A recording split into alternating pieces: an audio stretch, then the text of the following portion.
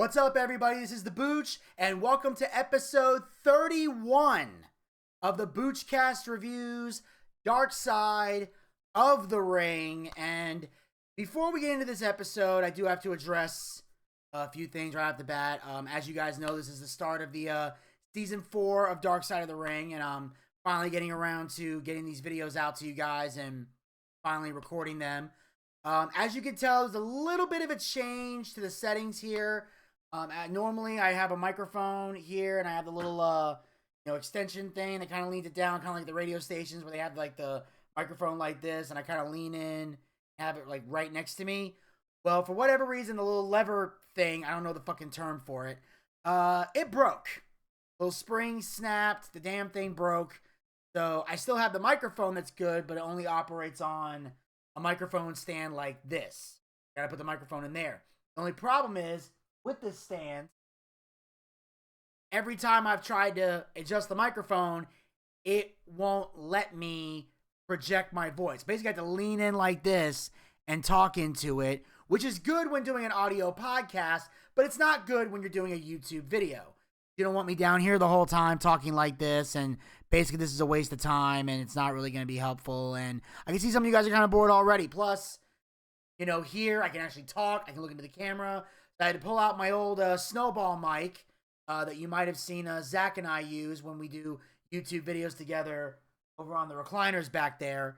So I took it upon myself to set it up here and do it in a way where the microphone's not in the way, and I can still talk to you guys and project and show off the Booch 365 t-shirt, which unfortunately is not available for purchase right now unless you do it in person or call that number directly, because there was some incidents with the online store I was using, which I just recently found out about, but I'll be talking about that on a future variety show that I'll be doing. I'll be addressing all of that at a later date. I may even put out a separate YouTube video on both my channels just to address that. But anyway, now we're going to jump in to Darkside of the Ring. We're in the beginning of season 4, episode 31, and this topic is one that fans have talked about for years. It's one where most of us are familiar with this topic if you're a wrestling fan, but you're only familiar with it from the perspective of one person. You've never really heard the other person's story or the other person's perspective, even though that person can't really technically give their perspective because they're dead. But either way, it's still a great listen. Of course, we're talking about Chris and Tammy. We all don't know, that's Chris Candido and Tammy Sytch. Now, Chris Candido, for those of you who may not know, was a professional wrestler who, performed in Smoky Mountain. He was in WWE. He was in ECW. He had a brief run in WCW in the 2000s.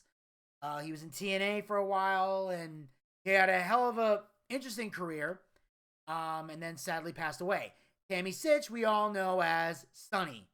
One of the original WWE divas, most downloaded woman in the history of AOL, WWE Hall of Famer, and someone who right now is not exactly on everybody's popular side because of the whole drunk driving incident that she went through. So a lot of craziness has gone down. We're going to get into all that right now for you guys. High school sweethearts Chris Candido and Tammy Sytch soared to wrestling stardom, fueled by their talent, ambition, and devotion to one another.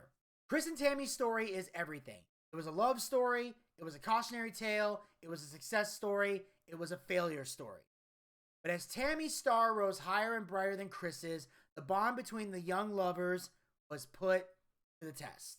Which, that happens no matter what in a relationship. Two people in a relationship are in the same business or the same company or the same job or whatever. If one starts to go higher than the other, whether it's the man surpassing the woman or the woman surpassing the man, it can cause friction in the relationship, especially when outside people are stirring the pot. Whether it's feminists who are trying to get the wife mad that the husband is succeeding, or the guys who are trying to emasculate the man because the woman is surpassing. So this type of shit is bound to happen. Now, Tammy, as I mentioned earlier, was the first female internet sensation in professional wrestling. And when she came onto the scene, she took all of the attention away from him. And like I said, she was the most downloaded woman in all of AOL. And this is back when AOL was the main mecca of the internet, where that was how you got onto the internet, because before Wi-Fi and all this other shit, we used to do dial-up internet, which for the young people out there, I'll explain how that works.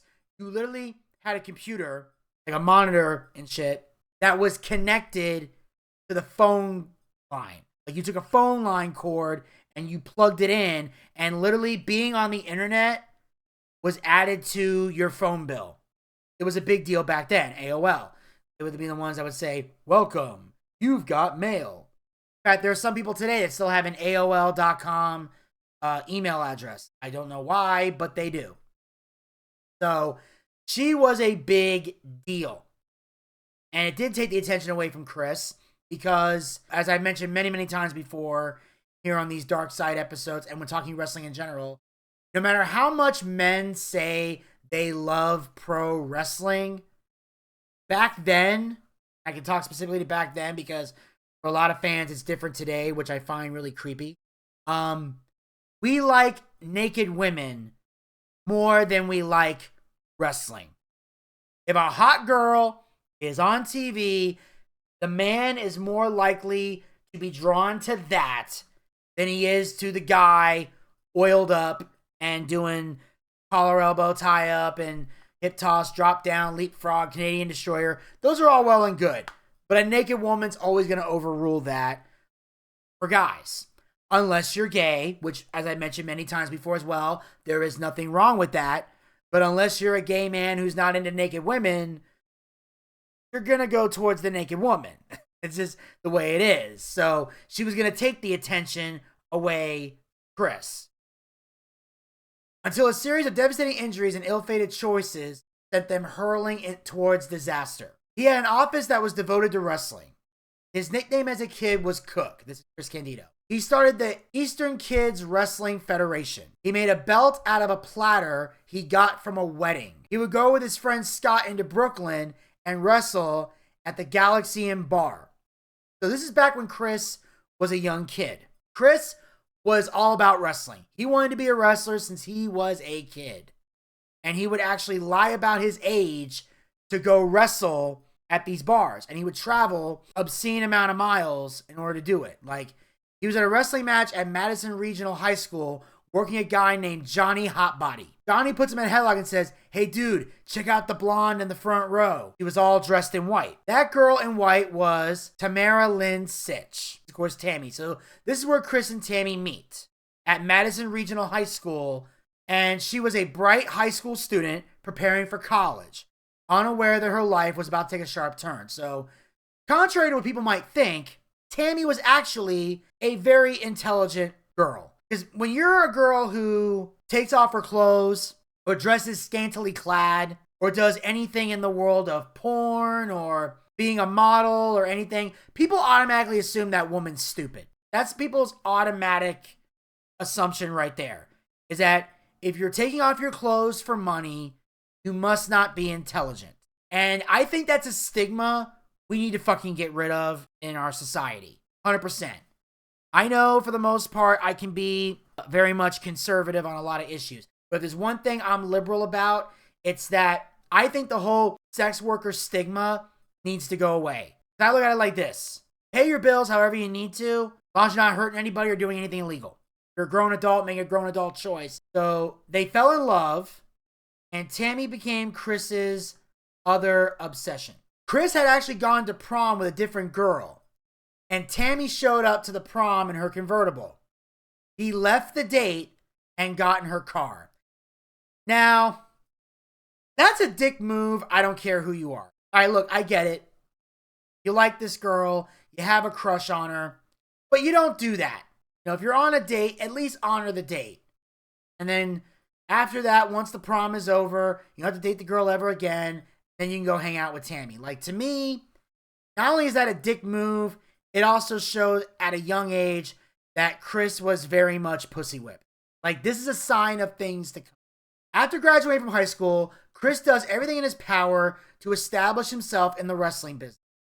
He was constantly trying to get booked and driving to gigs. So he was one of those people, once he got out of high school, he knew exactly what he wanted to do. He was going to become a pro wrestler. So he contacts Jim Cornette at Smoky Mountain and sends him VHS tapes of his matches on the indie circuit. Jim saw a lot of natural talent in him. Now, Jim said the only drawback was he couldn't afford to pay him enough to justify asking him to move from New Jersey, Tennessee. Because if y'all don't know, Smoky Mountain Wrestling, which was run by Jim Cornette, was based out of Knoxville, Tennessee. Now, they did run shows in other towns and other states, but their main headquarters, because every independent wrestling company or, territory or whatever the fuck you want to call it, they all have a home base and travel elsewhere. Their home base was Knoxville, Tennessee. The best you could pay him was $75 a night, 4 times a week. So basically, he was making $300 a week. Now, Tammy, at the time, did ringside photography and supported him. So Tammy was in full support of Chris Candido and his quest to become a wrestler, that she got a job working there doing ringside photography. Which I thought was kind of funny because technically, that was how Cornette got started in the business. Jim did, ringside photography in Memphis wrestling. That was where he got his start before he eventually became a manager and then later a booker and everything else he did.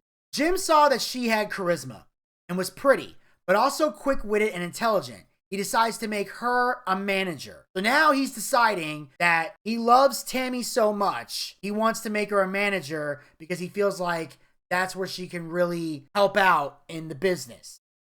And in order to be a manager, you have to have all those things. You got to be charismatic. You got to be quick-witted. You got to be intelligent in order to be a manager, because when you're a manager, promos is all you got. Now, technically, Tammy's job was valet, because that's what the female manager is called. The males were called managers. The women were called valets. So she was technically a valet, which is the female version of a manager. But I think they chose the word manager because the thing about Darkside of the Ring is this is geared towards not just wrestling fans, but the general public. And if they hear valet, their first thought's going to be, so she was parking cars? What the fuck? No. Valet in wrestling terms is the female manager. Now, Chris's mom refused to let him quit school. So he compromised and got accepted to the University of Tennessee. In exchange, his mom approved for him to go to Smoky Mountain. So Chris did not want to go to college, but he knew the only way his mom would be down for all this is if he did. And that's just the way it is. Parents want their kids to have the education, the plan B, something to fall back on. I know as a comedian, that's where I was, because I knew I wanted to be a comic when I was 17. And I finally started doing stand-up when I was 19. But I had to go to college, and I did. I graduated from Georgia State University with a journalism degree, concentration in public relations, and a minor in speech. And while doing that, I still pursued a comedy. So Chris was kind of in the same boat. In one match, he wore a baby bonnet and a diaper. His mom didn't understand it, but Chris knew it takes more than great moves or a great match to get over. He realized he had to be a character. Now, if Chris is aware of this, I think everybody else in the fucking business today needs to be aware of this. Even Chris Candido, whose only contribution to the business was great moves and great matches, even he knew you have to have a character. You have to have a gimmick. You have to have a persona. You can't just go out there and do the tumbling act and that's it. You need a character. You need a gimmick. You need someone that the crowd can get behind. Everybody needed one. All the greats had some type of gimmick, some type of character that allowed them to cut promos, be charismatic, and sell the match by telling a story instead of just trying to fucking kill yourself every week, like you see everybody doing in wrestling today. Now, this is the part of the show where I wish Gator was doing this with me, because he understood this Smoky Mountain shit a little bit better than I did. But as we all know, Gator left the show, so I'm taking matters in my own hand. He did have fun being a bad guy. He embraced the heel mannerism. He liked to be a jerk, and he was one of the biggest jerks in the business. In fact, there was one moment in a ring where he killed a cat, I think. There was a cat in a bag, and he made it seem like he killed the cat, but really he didn't. Kind of similar to Earthquake killing Jake the Snake Roberts' python, Damien, but really nothing bad happened to it. They had to make it look like it did. Otherwise, you get in trouble with like the ASPCA, and PETA would lose their fucking minds. Though Chris relishes playing the bad guy, it's Tammy who is destined to be the ultimate villain. Now, Tammy was a pre-med student, studying to be a plastic surgeon. So originally, that was going to be Tammy's career path. Before she became Sunny, before she got in the business, before she even met Chris, that was going to be her job. But she thought it'd be fun to make a couple bucks. Now, East Tennessee is a highly Republican area, and they hated the Clintons. I have a lot in common with people in East Tennessee. Corny saw an opportunity to piss off every Republican and hillbilly in East Tennessee and the surrounding states. He gave her notes and said, "This is the story I want you to tell in your first interview. Put it in your own words, make it sound natural." Now, she went by the name Tammy Fitch. Now, this was the promo she cut. She said, "My name is Tammy Fitch of the New England Fitches. I'm sure you've heard of us. Mrs. Clinton has proven that a woman can do anything she wants. At any rate, the reason I'm here today is because I have filed a sexual discrimination lawsuit against Smoky Mountain Wrestling." So that was her opening promo in Smoky Mountain Wrestling. They wanted to make her a Hillary Clinton supporter, at least gimmick-wise. Now, she was not afraid to make people hate her and loved every moment of it. She was given a segment called Tammy's Tips.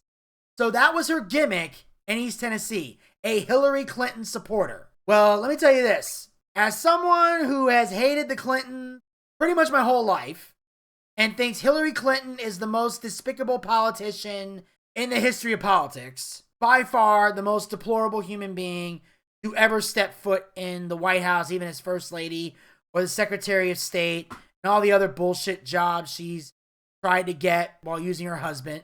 I've never been a fan of Hillary Clinton. I despise Hillary Clinton, as do most people who have a fucking brain. In Smoky Mountain, Chris and Tammy were inseparable. They worked together, they rode together, they lived together. So they were very much a couple, Smoky Mountain. In early 1995, Tammy's charisma and Chris's dynamic wrestling style catch the attention of the WWE. Signing with the company, the pair finally achieved their ultimate dream. Jim was their mentor and boss, and was happy for them making it to the top promotion, which is rare to see a promoter act that way, where he's genuinely happy to see somebody elevate their career. Because there's a lot of promoters out there that will try to sabotage a wrestler or hold bitterness towards a wrestler if they go somewhere else because they feel like you should be with them and only them, even though you can't pay them any fucking thing. Chris's mom was happy despite the fact that this meant Chris was dropping out of college. And look, I understand on some level a college education is important. But I look at it like this. Unless you're studying to be a doctor, a lawyer, or a scientist, you don't really need a college degree. I believe that. Hell, like I said, I have a degree in journalism. Every bit of success I've ever achieved in my life, that degree had nothing to do with it. That's literally just a piece of paper that my parents have to be proud of me because they're all about education. So if you get a job at WWE though, yeah, you drop out of college. You know why? Because you have a small window in WWE. You can always go to college. If Chris is smart with his money, when his wrestling career is over, if he wants to go back to school, you can. Because if you got money, you can go to college. There are plenty of people in their 40s and 50s and all that who decide to go back to school to get a degree in something, better their career. At the time they came into WWE, a lot of the gimmicks were vocations, such as the Mountie, IRS, and Repo Man. So creative made them fitness gurus and called them the Body Donnas, which consisted of Chris Candido and Dr. Tom Pritchard, who was Chris's tag team partner, with Tammy, of course, being their manager under the name Sunny, Sunny. The gimmick was silly, but Chris saw it as a rite of passage and was happy when they won the tag team titles. Tom, on the other hand, thought it was awful and the worst goddamn time of his life. That's mostly because Tom Pritchard's one of those very, very old school, Southern wrestling types. I've actually met Tom Pritchard a few times at indie shows, and I have a lot of respect for Tom, so I'm not trying to shit on him. I respect Tom. He's a tremendous human being and has a great mind for the business.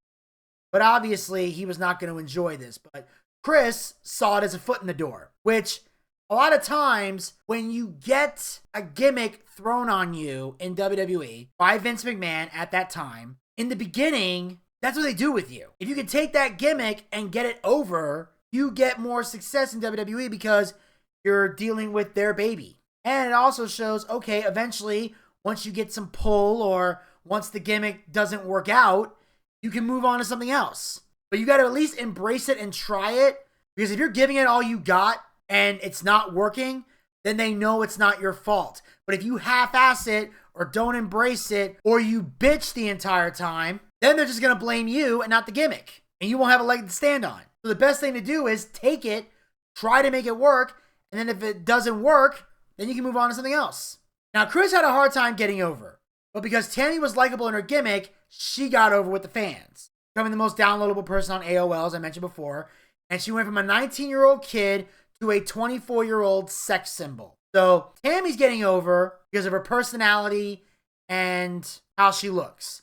Chris, he's having a hard time getting over because, again, he's all steak and no sizzle. People thought she was charming, but it was a front. Tammy was all about Tammy. That's the truth. Tammy was divisive because she was ambitious, which would be acceptable today, but not back then because she was a woman in a man's business. And unfortunately, in wrestling, you have to be selfish. You have to be about yourself because everybody else is out to cut your legs out from underneath you. So it's hard to be friends with people in a locker room. You're going to get heat with somebody. And the fact that Tammy was trying to succeed, the men weren't real happy about that because they weren't as accepting of women in the business back then as they are today. Like today, Tammy's ambition would be welcome with open arms, but not back then. One night, the Body Dons were facing the Godwins, and they were planning on dumping the slop bucket on Tammy. They all pissed, shitted, spat, and came in the bucket because she had massive heat and her ego went off the rails, allegedly. So apparently when they dumped the slop bucket on Tammy, it was full of all the wrestlers' spit, urine, poop, and cum. So everybody's just making this bucket all nasty because they want to fuck with Tammy. And unfortunately, wrestlers, they were savages like that back then. They behaved that way. And it's not a good look today, but unfortunately that's the way it was. So Tammy skyrockets to fame. One of the first female megastars in the WWE. But her rise to the top is plagued by a culture of drugs and alcohol. Soon she's caught up in the hard partying lifestyle. And I can imagine when that would start. And unfortunately, that's what every famous person does almost, is they all get involved in the drugs and the alcohol because back then, that's what all the famous people love to do. Now, she eventually begins an affair with the top star at the time, the Heartbreak Kid Shawn Michaels. And that's where I think the drugs and alcohol really started, because back then, everybody in the clique, except for Triple H, was on pills and booze and drugs and everything else. Now, at first, it was on the DL, but eventually, it was wide out in the open. HBK knew he could get away with it. Chris could have beat the shit out of him, but didn't because he knew HBK could bury him. He basically internalized it and acted like everything was normal because he was happy to be a wrestler full time. And, okay, this is the part right here where I'm going to get a lot of heat with the fans. A lot of you are not going to like what I'm about to say right now. I know Gator didn't like it when I said it to him. We talked about this, but it's hard for me to respect Chris after reading that. Being honest. I mean, obviously Chris and Tammy aren't married, but last I checked, that's his woman. And unless Chris was okay with Tammy sleeping with other guys, unless they had an open relationship or something, I can't imagine Chris being happy about this. And I'm sorry. If you are a man and you let another man fuck your wife or your girlfriend without your consent and you don't do anything about it, you're a pussy. I'm sorry, but you are. If I had a girlfriend or a wife The only way I would ever be okay with another man fucking my wife or girlfriend would be if, one, we were in a doubles threesome. Like 2 guys, 1 girl. Like I'm in a relationship. She wants to bring another dude in there. She somehow convinces me to say yes. In that moment, okay. A dude can obviously fuck my wife in that regard. Or if we're in an orgy, which, you know, obviously I've never participated in an orgy. I have no plans to, but, you know, I can't predict the future. Maybe someday an orgy might come into my life. I don't fucking know. In that moment, if I have a wife or a girlfriend and we're participating in the orgy, then okay, that's another instance. Or if we're doing some kind of wife or girlfriend swapping thing. I don't know. If we're into swapping at some point. In those situations, if another man was fucking my woman, I wouldn't care. But if I'm not involved in any of those things, and I find out somebody else fucked my wife or fucked my girlfriend, that motherfucker's dead. I don't care if it's Shawn Michaels. I don't care if it's the Brooklyn Brawler. I'm kicking your fucking ass. There's no fucking way I am letting somebody because he's the top guy in the company. That is sad and pathetic. If I was Chris Candido, Shawn Michaels would be in the fucking hospital. I wouldn't just beat the shit out of him. I'd end his fucking career. And I don't care if it got me permanently blacklisted from the WWE. I would not care. I don't need to be a WWE superstar that fucking badly. There is not a job on this planet that is worth me getting cheated on. Also, let me just make another thing clear. If I was Chris, not only would Shawn have gotten his ass kicked, Tammy would have got her ass kicked. Oh yeah, you cheat on me, I'm beating your fucking brains out. I mean, how are both these people still breathing? Is goddamn ridiculous to me. That tells me either Chris legitimately didn't care or he's a pussy. Especially if you stay with somebody like that. At that point, Chris should either whoop somebody's ass or break up and move on. Just tell Tammy, go travel with Shawn. You're on your fucking own. Don't ever come near me again. We're through. We're done. Like, this is the saddest, pathetic shit, especially as this thing starts to unravel. I can't respect a man who lets another man fuck his woman and you don't fuck him up. I can't. You guys might be cool with that. I'm not. I can't do it. I can't do it. If I'm in a relationship, you touch my woman, you're dead. You're fucking dead. Simple as that. You're dead, and the girl who cheats on me, her ass is dead too. I ain't accepting that shit. Now, Chris and Tammy had an altercation in a hotel. His brother tried to convince her to leave, but Chris felt the responsibility to take care of her since he brought her into the business. Again, could have just walked out. Dude, she cheats on you. Whatever obligation you have is gone. Tammy claims she wasn't sure if Chris knew or not because it was never brought up. But after 7 years, they split, and she started seeing Shawn officially. Okay, so they eventually did split up. All right, Chris, I can somewhat forgive this shit. Now, Chris Candido's undeniable talent isn't enough to make him a top star in the eyes of the company. After falling down the ranks of the WWE, a serious injury makes his prospects even worse. He suffers a broken neck during a match in MSG. To deal with the pain, he starts taking pain pills and consuming alcohol, like everybody else in the business that gets in pain. He started off using it just for the pain, but eventually used it to control his emotions. No shit. He has to deal with Shawn Michaels every goddamn day, who, can I just say as a side note, me and a lot of guys here at the Boochcast, we've noticed a pattern with Darkside of the Ring, that the more we hear stories from Darkside of the Ring, the more we actually find out how much of a fucking prick Shawn Michaels really was before he found God and became a born-again Christian. Like, obviously, the Shawn Michaels today is not the same Shawn Michaels from this era. But a lot of these stories got buried because WWE doesn't like to talk about them that much. But yeah, you're really realizing Shawn Michaels was a dick. And of course, like I mentioned before, pain pills. I actually have sympathy for any wrestler that gets addicted to pain pills. I understand why you're taking them. Now, the crack, cocaine, the heroin, all that other shit, I don't have sympathy for that. If you get addicted to that, especially in 2024, you're an idiot. But pain pills, I get it. While Tammy Sytch revels in the fame and excitement of being on top in the WWE, Chris Candido finds himself squeezed out and even bullied by the toxic culture of the locker room. He was not well liked by the key people in the locker room, which makes it tough to thrive in the company. Like, people talk about politicking in wrestling. This is a prime example of that. Chris was not well liked. Tammy, on the other hand, is loved by everybody. Emphasis on love. Battling injuries and frustration with his mid-card status, Chris leaves the WWE in search of the main event spotlight and joins the hardcore and controversial Extreme Championship Wrestling, ECW. So he eventually leaves anyway, because he's tired of being on the mid-card, and he wants to be a main event player.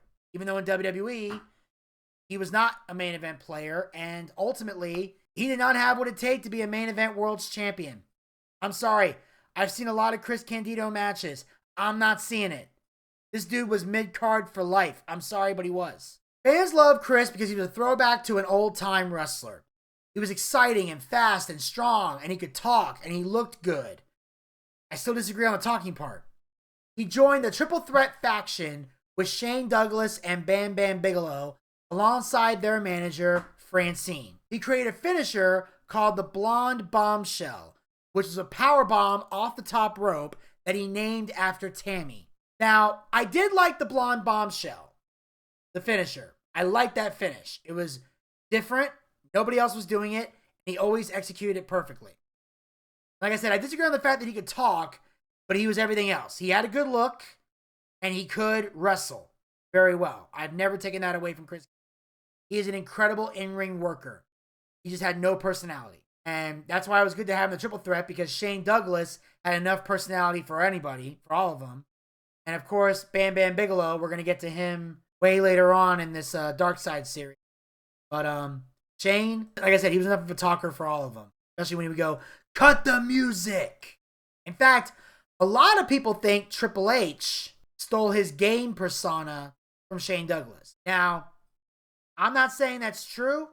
I'm just saying that's what they say. ECW was a grunge-type company. Oh boy, was it. That fans loved watching the reckless carnage that caused a lot of them to cripple themselves and fed into their drug use. Yeah. This is back when, this extreme wrestling was very, very popular. And I know in a lot of other places and a lot of other, death matches and everything else, there's still a home for this stuff. But at the end of the day, ECW wasn't that great of a place. Like I said, I've watched a lot of these classic pay-per-views, and I think November to Remember 1999 was one of the few good pay-per-views that I actually saw. Other than that, I didn't see a whole lot of great ECW wrestling. I do believe that these guys crippled themselves, and it fed into their drug use because the drugs helped them deal with the pain.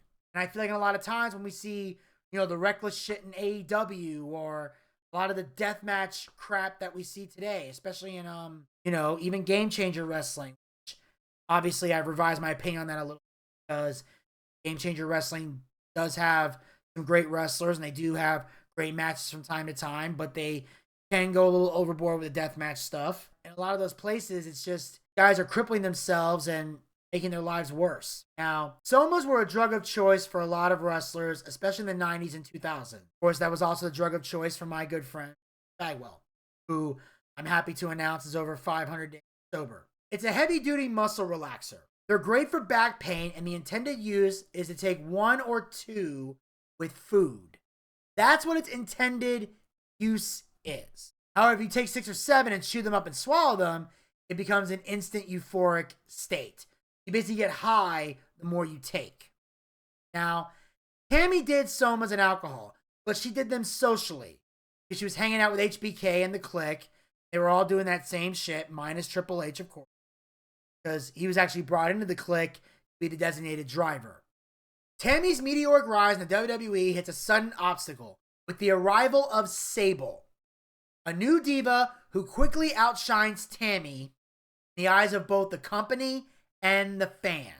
And Tammy and Sable legit did not like each other. These two women hated each other. Tammy really hates Sable, and the reason she hates Sable is because she feels like Sable doesn't respect the business. Because Tammy, regardless of what people want to say about Tammy, one thing about her is she respects the business. She believes in the old school kayfabe. She believes in preserving the secrets of pro wrestling. She is very much a person who respects the business. And As Jim Cornette mentioned many times before, the biggest difference between both these women is Tammy was an upfront cunt and Sable was an undercover cunt. Like, if Tammy didn't like you, she got right in your face and let you know. Sable would like badmouth you to management, cut your legs out from underneath you. You know, she really was a scammer and a schemer. In the hopes of revitalizing her career, Tammy joins Chris at ECW as his on-screen manager, but her struggles with substance abuse continue affecting her performance in the ring. So after butting heads with Sable, Tammy finally leaves and goes to ECW. And they put her and Chris back together again. And because she's in ECW, where drugs are running rampant, got New Jack in a corner snorting coke, while everybody else is doing their somas, everybody's partying. Now, as Chris and Tammy's drug use spirals out of control, it becomes impossible to ignore both for audiences and for ECW owner Paul Heyman. Keep their jobs in ECW, Tammy agrees to film a provocative tell-all video as directed by Paul Heyman. They basically talk about their issues with drugs and alcohol and trying to get help and everything. As their alcoholism and soma addictions grow more severe, Chris and Tammy's domestic problems escalate to a whole new level of intensity. Tammy chased him wielding a kitchen knife and apparently was in the back flirting with the boys while he was out wrestling.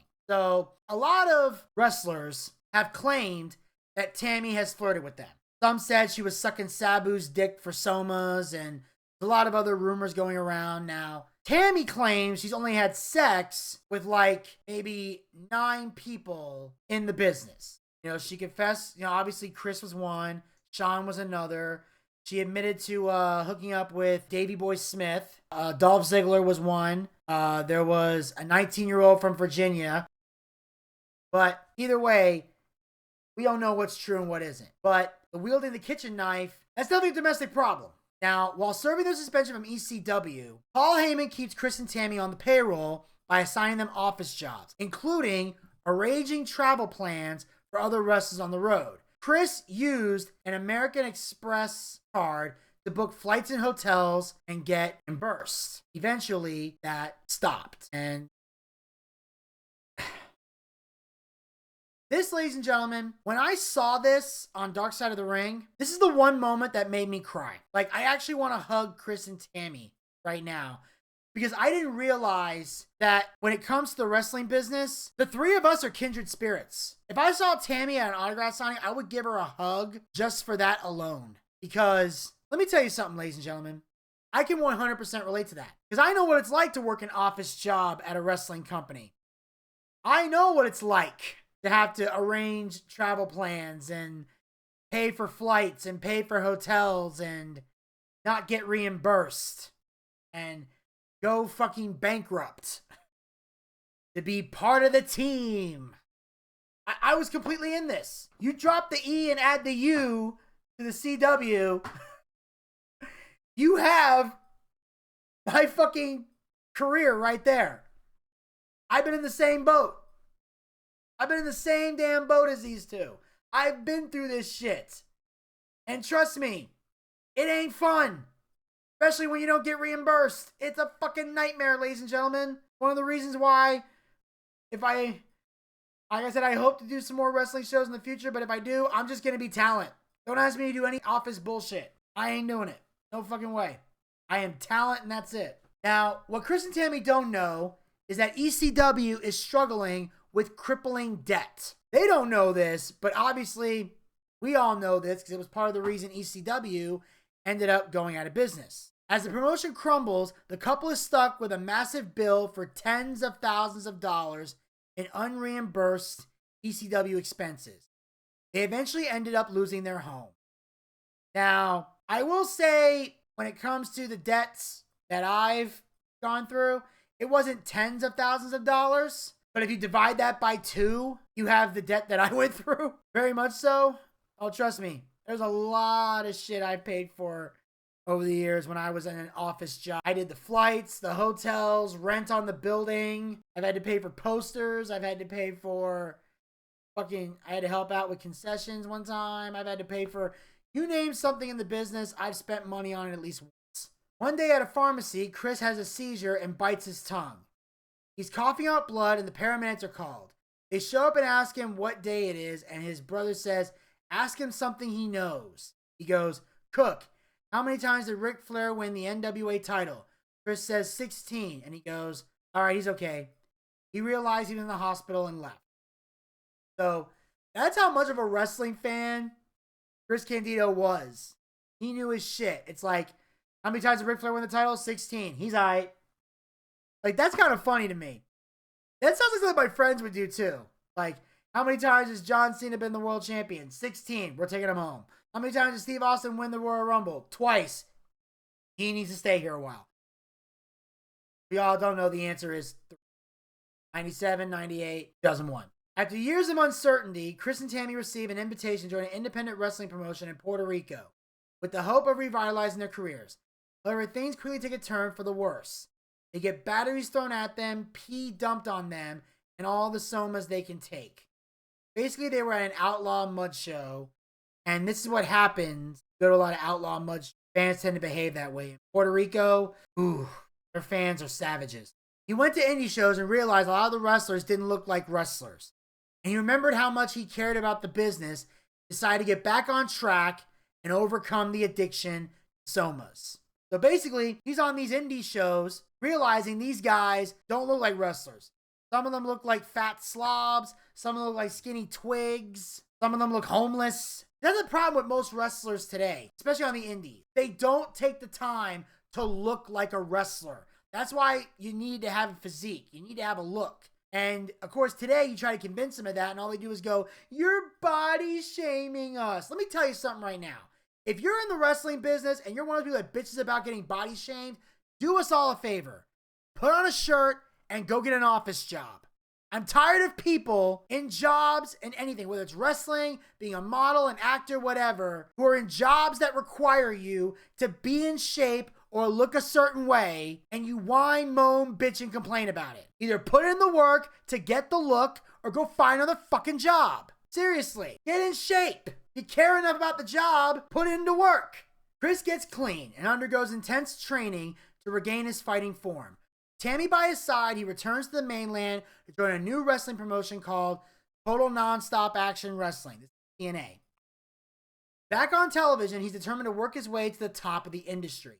This is the early years of TNA, like really early years. Or first starting out. Now, he broke his shin in a cage match trying to avoid the cameraman in the ring when he bumped. He felt embarrassed for leaving the ring. Because usually when you get injured, you finish the match, but Chris just couldn't do it. He was trying to avoid the cameraman in the ring, which, for me, I look at it like this. I get that Chris wanted to protect the cameraman, but that cameraman should not have been close enough for Chris to even be worried. That's why you need people who are trained in how to film and shoot wrestling, that know where to stand and where not to stand. You need people in the business to work the in-ring cameras. You can get other film people to work the outside cameras, but you need an in-ring experienced guy to hold that fucking camera. I'm sorry. Find somebody that's experienced in the ring, that has good ring awareness, train them on how to use the fucking camera, and have them shoot it. After undergoing extensive ankle surgery, Chris makes a surprise appearance at a TNA event just 2 days later. He then boards a flight home, unaware of the tragedy that awaits. He died the next morning in the hospital. He died from acute pneumonia brought on by the surgery. His love and dedication to the business is what got him killed. That's the thing. Usually when you get a surgery, you don't get on a plane after the surgery. And I get that Chris loved the business, and I get that he wanted to show solidarity to TNA, but I think we can all agree he could have just went home or stayed home. He did not have to do that. He didn't. At the very least, he should have had enough common sense to drive home. To be sitting in the backseat of a car while Tammy drove. And I know that the next thing I'm about to talk about, and due to recent events, I know some people are out there going, really, you would let Tammy drive a car? Well, he wasn't drinking and driving yet. Apparently it wasn't until about 2012 or something that the DUIs really started amping up. My point is, he should have at least drove and not flown. And I understand having love and dedication to the business. But I understand, this is a business, and you can love it all you want. It doesn't always love you back. And the love and loyalty that you get from the business and the fans has an expiration date. So your health should be the most important thing. Send in a video, something. I don't care. Just, this easily could have been avoided. And it is sad that Chris passed away like the thing is, today, Chris would be one of the most popular wrestlers in the world. Because now we live in a time period where people value technical wrestling over anything else. I think he would make it. I think Chris Candido probably could have been a world champion somewhere today. Then, of course, I mentioned it earlier in the show, at the beginning of the show, actually. Tammy gets into a car accident that resulted in a 75-year-old man being killed. That man's name was Julian LaFrancis Lassiter. Now, at the time that Darkside of the Ring aired, the case was still ongoing, which is why Tammy wasn't interviewed for this episode.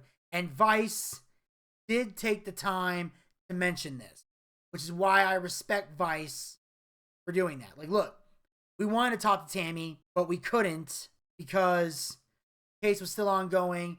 They felt the attorneys, it would be detrimental to the case.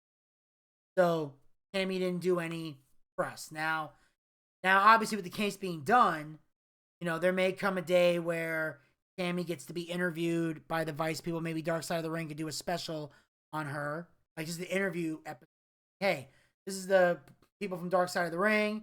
We're gonna sit down and interview Tammy, ask her some questions about Chris Candido, her career, things that were talked about in the episode, and also, the major shit she's gone through. Obviously, Tammy, as we mentioned before, she got sentenced to 17 years in prison, 8 years probation, top of that, for this crime. Now, I will say this about Tammy. I think she gets a lot of undeserved hate from... I'll tell you what I mean by that. Yes, Tammy was irresponsible for driving under the influence, having a high blood alcohol level. And yes, Julian's death is sad, it is tragic, and it's horrible. But at the same time, it was an accident. The thing that bothers me the most about this is everybody tries to look at Tammy like she's a murderer. I disagree. She's not a murderer. The reason I say she's not a murderer is because in order to be a murderer, it's not just you killed somebody. It's having the intent to kill. When Tammy got in her car and drove on the street that day, she didn't go out there with the intent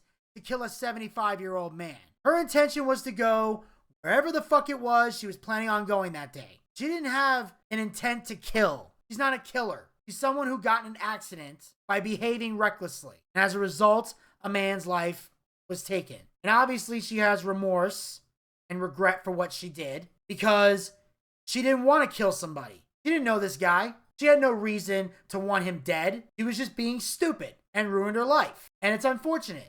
She had so many chances to get clean and she failed. Obviously, she gotten DUIs in the past. She didn't take any of them seriously. Now she's paying the price for it. But I don't think she deserves the death penalty. And I don't think she deserves to go to prison forever. But 17 years at her age, that's enough, ladies and gentlemen. Right now, currently, she's 51. She's going to be 68 by the time she gets out. She's 68 years old. Then she'll have 8 years of probation on top of that. We have at least 8 years where hopefully she's not going to fuck up. I hope Tammy, when she gets out, becomes a better person. Hopefully she can really reflect on her life and what she did. And hopefully, like I said, she can become a better person. Because I've never really hated Tammy. I've never hated her. A lot of fans do. Worst thing she did was she cheated on Chris. Outside of DUI, I mean. And I think that that's the reason so many fans shit on her. I don't think it's because she got in a drunk driving accident. I don't. I think it's the fact that she cheated on Chris with Sean. And a lot of fans give her crap over it. I know Gator did. In fact, Gator and I got into an intense argument one time over Tammy. When I first met him, when we first talked about it, he said he hated Tammy's guts because she cheated on Chris. And I said, well, Gator, why do you care? None of your business. You're not involved in this. And he said to me, his exact words were, he says, Mission, but you ready? You don't dick around on a brother. Chris Candido was a brother in the business. You don't dick around on a brother. That's the way it goes? That's the way it goes. I said, okay. Well, do you hold that same rules and regulations to Edge and Lita? Don't forget, Edge and Lita, they dicked around on Matt. Does Edge still get booed when he walks to the ring? No, he doesn't. Did Lita still get booed when she walked to the ring? Now she doesn't. Now they got hate for a while, for a long while. But nowadays, Edge and Lita can still go out to the ring and no one gives them shit over the Matt Hardy thing. Especially since all three of them have buried the hatchet and moved on. Lita's doing whatever the fuck she wants. Edge is married to Beth. Matt Hardy's married to Rebby. Also, by that same logic, you got to put Chris and Nancy in that category. Chris Benoit and Nancy Benoit. Don't forget, she used to be Nancy Sullivan. Cheated on Kevin with Chris. Now, obviously, we all hate Chris Benoit for the obvious reason, but if you believe in that, then you got to hold Nancy to that standard. Or are we going to let that go because she died? That's the point I'm trying to make. That's the thing I don't like. I don't believe in selective outrage, okay? If you're going to hold a standard, you hold it to everybody. So if you're going to shit on Tammy for cheating on Chris, then you need to shit on Lita for cheating on Matt Hardy, and you need to shit on Nancy Sullivan for cheating on Kevin. Anybody else that's cheated on a brother in the business. And when I told Gator that, shut his ass up immediately. We never brought it up again because he understood my point. So the way I see it, if you're mad at Tammy over the DUI, I can somewhat get that. Because, you know, obviously she was reckless and stupid. But she's not a murderer. Just reckless and stupid. But if you're shitting on Tammy for cheating on Chris with Sean, but you still cheer for Sean anytime he comes out to the ring, you're a hypocrite. You still cheer for Edge and Lita, you're a hypocrite. See me? I'm not a hypocrite. I have a standard and I keep it. Like when I criticize wrestling, the standards I have for wrestling are the same for any promotion. Whether it's WWE, NXT, Ring of Honor, AEW, TNA, New Japan, fucking WCW, ECW, whatever it is. If I'm watching wrestling, I have a standard. If it's great, I acknowledge it's great. If it's shit, I call it out for being shit. There are no favorites with me. Then, of course, the episode ends with, if you or someone you know is struggling with substance abuse or a mental health disorder, call the SAM-HSA National Helpline at 1-800-662-HELP, 4357. Or you can visit www.samhsa.gov for free confidential treatment referral and information, and it's available 24/7. That, ladies and gentlemen, will wrap up this episode of Boochcast Reviews, Darkside of the Ring. Thank you guys so much for tuning in. Tune in next week. We're going to have a hell of a great episode for you guys. Shattered, the Magnum TA story. So in the meantime, make sure you guys follow us on all of our podcast platforms. Link is down in the description box below. Make sure you follow us on all our social media platforms. Link is down in the description box below. Also, you can support the Boochcast by going to podcasters.spotify.com/pod/show/the Boochcast/support.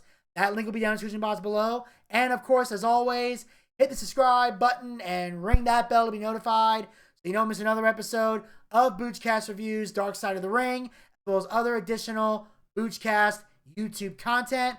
We'll talk to you guys next time. Until then, pizza, baby!